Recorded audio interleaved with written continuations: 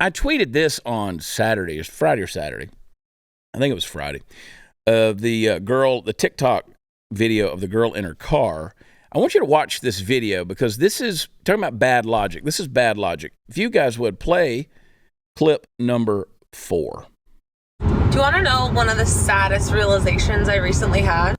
Was that as a liberal woman, it is really hard to find a man who is willing to play the more traditional masculine role in the relationship in today's day and age, who is not a conservative. A man who wants to pay on the first date, who wants to open your door, who has that want and desire to take care of you and to provide, who is not a conservative. And obviously, as a liberal woman, I do want to be respected for my independence. And I do want to have my own autonomy in the relationship and not be confined or conform to the traditional female homemaker, childbearing role. And most of the men that I've dated who do have that more natural provider masculinity about them are normally conservative.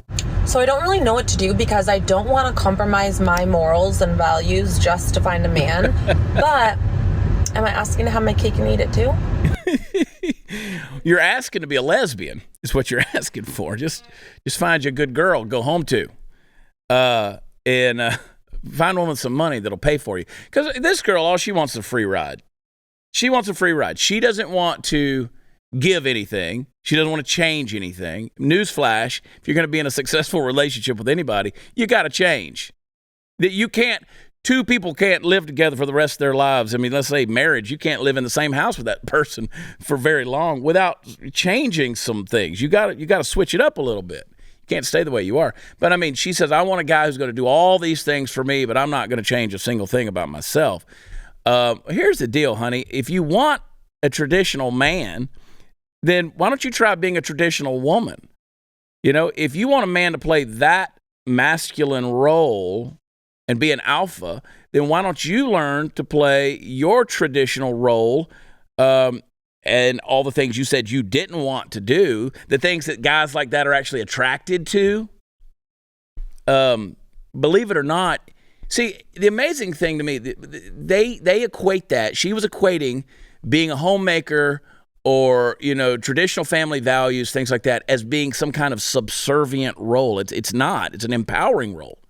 That is a role you literally should want to play. So again, you have created a generation of beta males.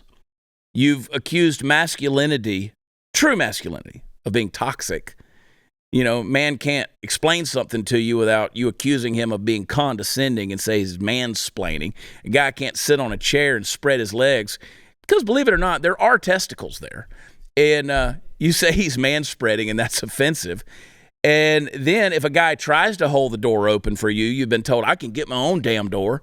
If a guy wants to, you know, flirt with you, you have told him that is some kind of sexual harassment. So, yeah, I think you are kind of asking for your cake and eat it too, because you're not going to get any of the shit you want. You're just simply not. Maybe don't lead with, I'm a liberal bitch. Perhaps if you don't come in with your list of demands, you might find a decent dude.